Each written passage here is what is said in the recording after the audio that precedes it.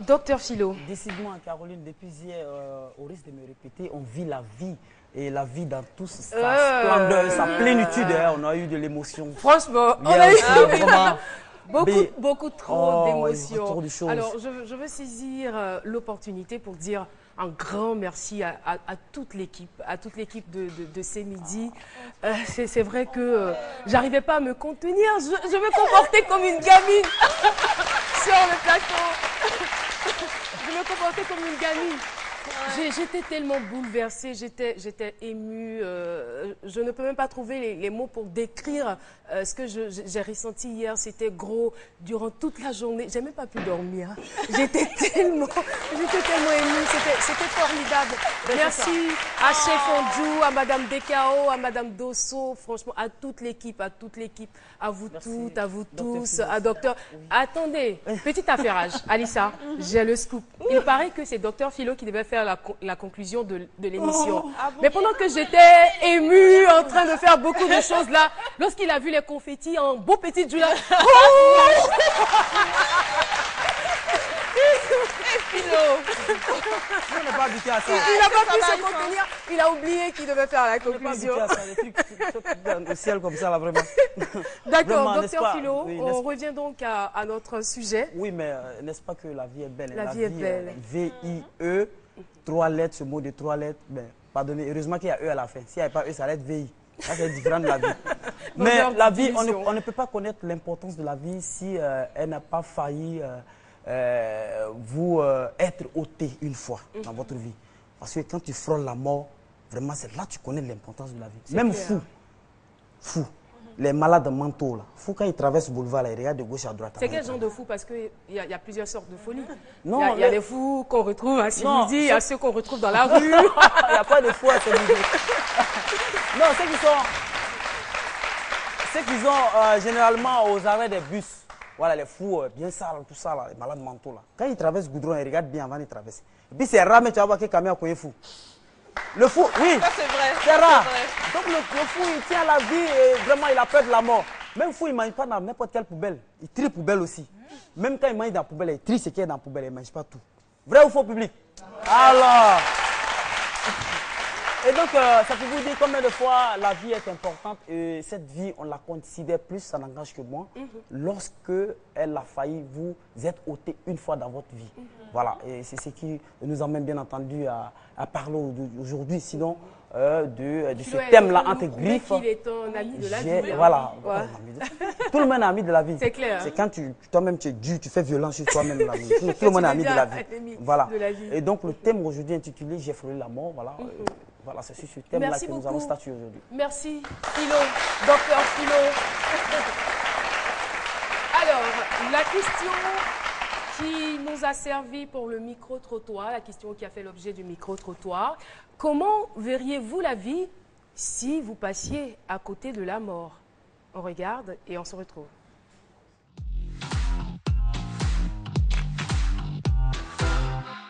Si il y a eu un accident que tu es resté en vie, c'est que c'est la volonté de Dieu. Parce que sans Dieu, je n'allais pas vivre.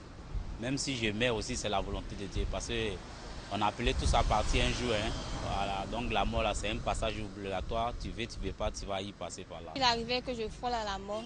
Je veux ma vie avec Jésus-Christ. Parce que Jésus-Christ est le Dieu qui sauve et le Dieu qui bénit. Si je devais mourir et que je ne suis pas mort dans cet accident, ça veut dire que je vais rendre gloire à Christ. Et profiter pour rendre témoignage aussi aux autres, comment ils doivent ranger leur vie, comment ils doivent marcher. Voilà, retour sur le plateau de ce midi. Comment verriez-vous la vie après avoir frôlé la mort? C'était donc la question du micro-trottoir. Et notre invité témoin de ce jour a bien frôlé la mort. Lui, c'est monsieur Eric Ndri, qu'on accueille avec de vivantes ovations. Merci beaucoup. Merci d'être là, bonjour. Bonjour. Vous allez bien? Je vais très bien. Très très bien. Ouais. Ça va, la paire de lunettes? Non, ça va. Ah d'accord, je préfère. Je vais très bien. En tout cas, merci d'être là. Ouais, on vous retrouve dans quelques instants. Le temps pour vous de réunir toutes vos idées. Okay. Et ce sera juste après l'autopromo. Ça, c'est réel. C'est réel. À tout de suite.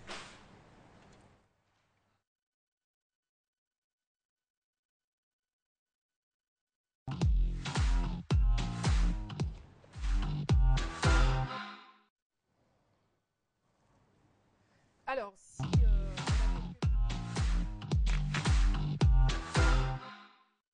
Pour conquérir le monde, il faut être en bonne santé et bien dans sa peau. Pour ce faire, retrouvez-moi les lundis et mercredis dans C'est Midi. Bonjour, je suis Lynn Jabert, top modèle. Pour parler de mode et de beauté, retrouvez-moi tous les vendredis dans C'est Midi. Bonjour à tous, moi c'est Hussein. Retrouvez-moi tous les mercredis avec la rubrique Nouveautés et Inventions sur C'est Midi.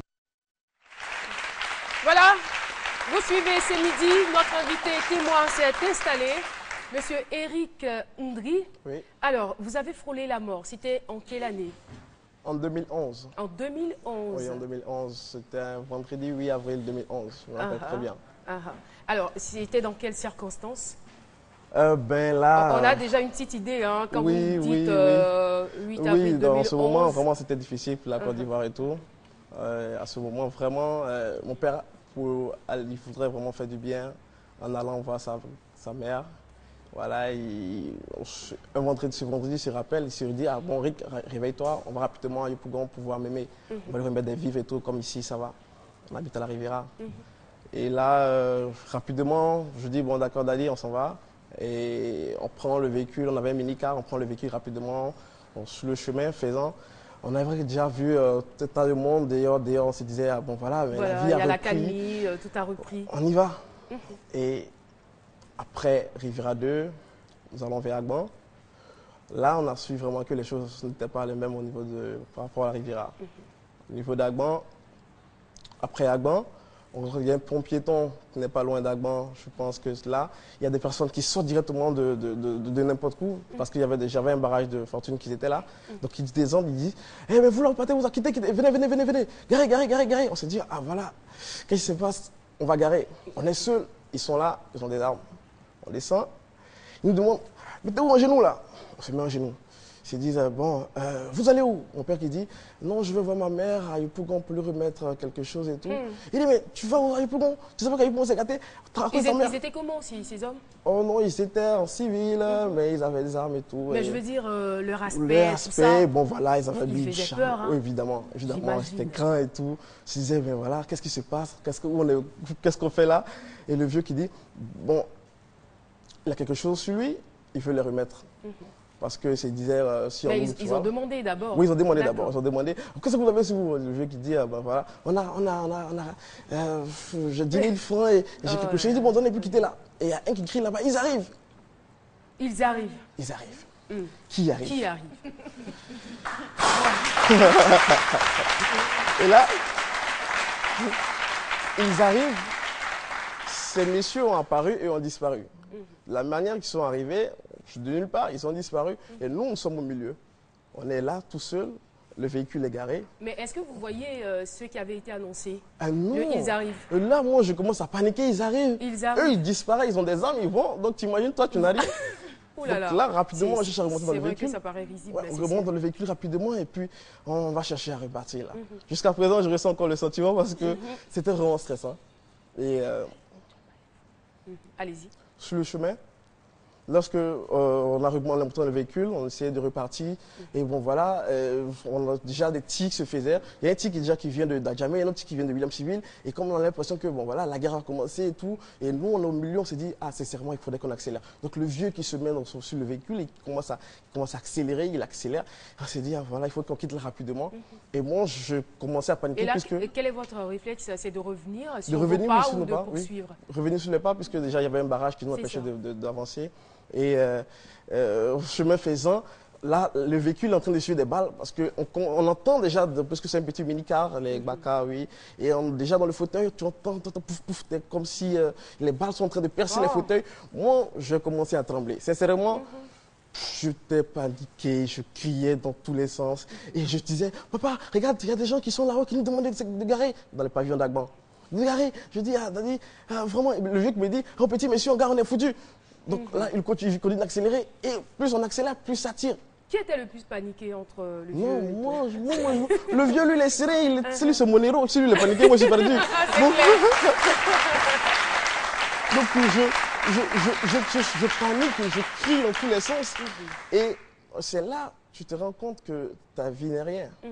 Parce que il y a un tir que tu entends vraiment dans la vie. Quand tu l'entends une fois, tu sais que... Mais vous n'avez pas reçu de balle, hein? Oh, sincèrement.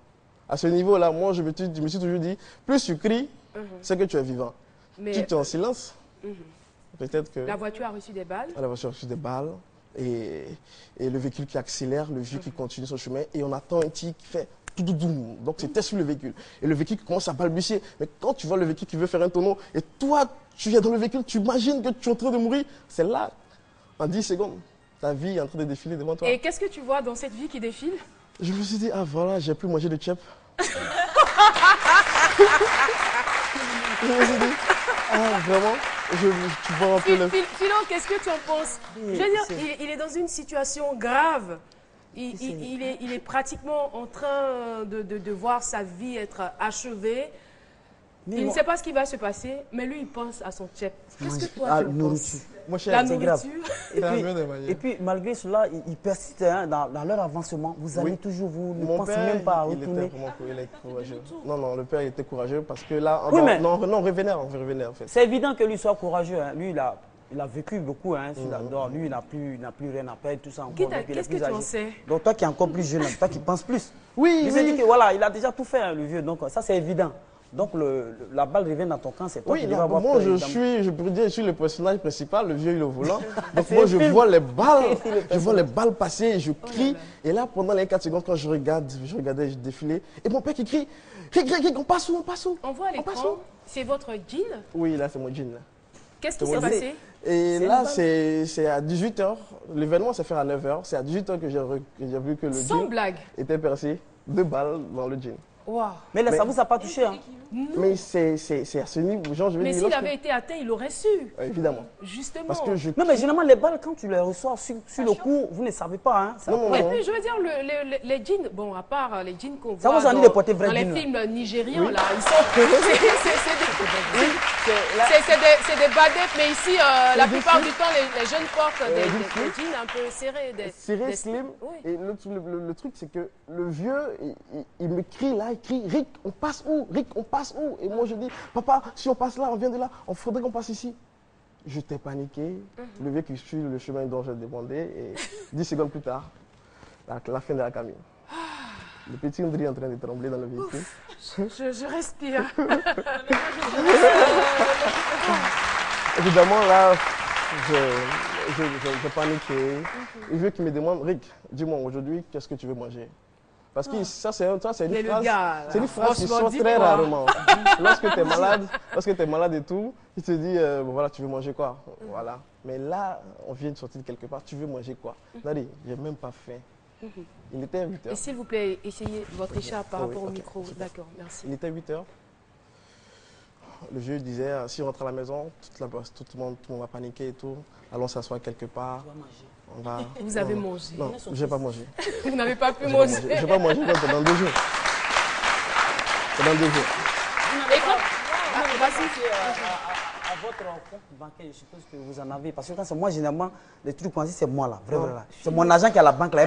Il prend ça d'abord. En fait, sur le compte déjà, les soeurs et tout. Et ta vie qui est en train de partir?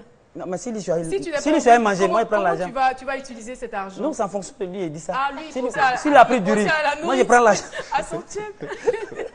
Mais évidemment, c'était vraiment un moment très difficile. Moi, depuis ce moment, les choses ont changé. Justement, je vois la fille d'une autre manière. Quand on sort d'une situation pareille, oui. La donne change carrément. Oui, clairement, faut être véridique. Il faut aimer son prochain, c'est ça? Il faut aimer son prochain. Et surtout, il faut aimer la vie. Il faut aimer cette grâce-là. Déjà, avant d'arriver à cette étape, on est traumatisé. Oui, sincèrement, pendant une semaine, je me dis, en Europe, je crois que là-bas, on est envoyé sur un speed 4 ou quelque part. Même ici. Voilà, il faudrait qu'on fasse une semaine. Peut-être que ce n'est pas très connu, mais ici, on a des psychologues. Oui, des psychologues. Mon père, sincèrement, après cela, une semaine, il a fait un AVC. Parce qu'il n'a pas crié, il n'a pas bougé. C'était peut-être le moment le plus triste. Mais évidemment, on a pris les choses d'une bonne manière. On a essayé de repartir sur de bonnes voies. Et moi, en tant qu'aîné, il fallait vraiment que je remette les choses aussi. Là, aujourd'hui, vous en parlez avec le sourire au coin, mais c'était vraiment chaud. Hein? Oh, il restait juste un peu. C'était vraiment chaud. Tout était descendu. Et beaucoup de personnes sont passées par là. Ce n'est pas un cas isolé. Et on espère vraiment que cela ne se reproduira plus jamais dans notre pays. Parce qu'on est un pays de paix avec une émission pareille. On a la joie, la gaieté. On se dit il faut absolument que cette paix perdure. Et les décisions que vous avez décidé de prendre, les décisions maintenant, vous allez sur de nouvelles bases. Vous vous dites, je dois reconstruire ma vie. Je me suis rendu compte que le fait d'être en vie n'était pas par rapport à mes efforts. À tout moment, cette vie peut partir. Évidemment. Et là, la mentalité change. Vous prenez de nouvelles décisions. La mentalité change. On veut se marier. On veut essayer de veut avoir des enfants. Oui, on veut vraiment essayer de pérenniser. Parce qu'on s'est dit, quoi, là, faut être bon. Parce que Dieu fait grâce à tout le monde. Et Dieu m'a fait la grâce. Et chacun de nous a une grâce particulière sur sa vie. Il faudrait vraiment être bon chaque jour de sa vie. D'accord, merci. J'ai vu, s'il te plaît, Nadiani veut dire quelque chose. En fait, elle écoutait. Elle est très émotive, elle pleure tout le temps. Comme une mode. Ça m'a émue parce que vraiment, avoir frôlé la mort et aujourd'hui, en fait, il faut vraiment vivre la vie qu'on a la chance d'avoir et faire du bien. On ne se rend pas compte de la chance qu'on a des fois. On pense que la vie nous est due, mais alors que pas du tout. Ça là, j'ai parié que si pneu de voiture éclaté devant lui, il va tomber encore. Non, c'est ça.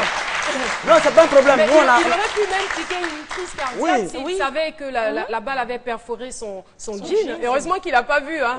Heureusement. Un petit problème, on a le Nassidji pour vous faire oublier. Alors, merci beaucoup.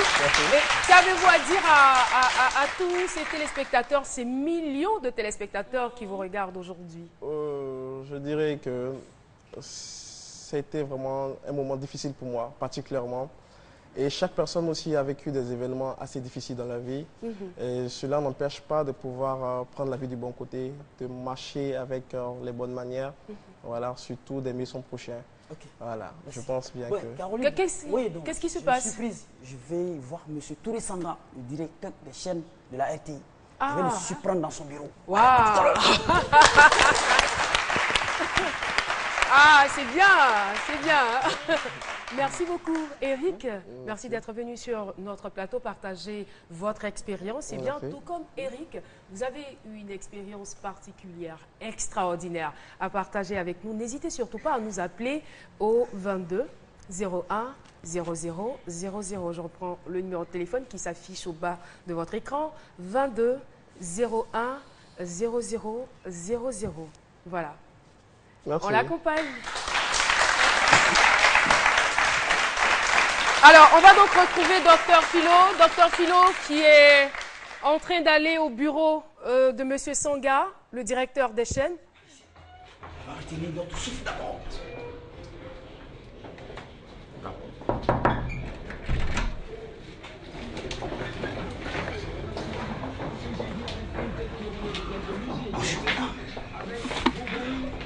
Surprise.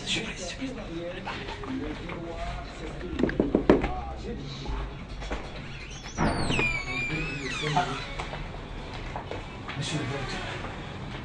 Bonjour, monsieur le directeur. Bonjour. Au nom de toute l'équipe de ce midi, voilà, cette surprise. Vous me surprenez. Ah oui, monsieur le directeur, c'est midi, c'est comme ça. En tout cas, je suis... Monsieur le directeur, qu'est-ce que vous faites en ce moment? Je suis en séance de travail avec un consultant qui est arrivé hier. La RTI est dans du développement, dans beaucoup de réformes, donc on a beaucoup d'appui en expérience de l'extérieur. Donc celui-là est arrivé hier au niveau de la production. Comme on a pu lancer ce midi, on va lancer d'autres concepts. Monsieur le directeur, parlons de ce midi, vos impressions par rapport à déjà, par rapport à ces toutes premières émissions que vous avez déjà vues? Je pense que l'émission est en train de s'installer. L'émission, on regarde sur Facebook, sur les différents réseaux, l'émission est en train de faire son petit bonhomme de chemin. Dans tous les cas, moi, je vais organiser avec les équipes le producteur et le chef de la production un point pour faire le... Ok, merci beaucoup, monsieur le directeur. C'était pas grave. Monsieur? Bonjour. Un gentil mot quand même. Hein. Oui, bah bonjour. Monsieur Touré Sanga, il est gentil. Oui. Ah bon, ben, vous allez signer tous les papiers, j'espère. On signe rien, tout ce qui... Non, non, vous ne regardez pas, vous signez seulement. Allez, merci beaucoup, monsieur le directeur. Allez, bye. Caroline, voilà, on a fini l'entrevue. Sacré Philo. Sacré Philo. Là, il n'épargne personne. Hein. Il n'épargne personne. Après nous avoir fatigués sur le plateau, il est allé au bureau du chef Sanga, c'est le directeur des chaînes. Et je pensais qu'il allait sortir, mais là, il s'est adressé à l'invité. Hein. Il se gêne pas. Alors, nous allons maintenant retrouver Alissa pour sa chronique Affairage.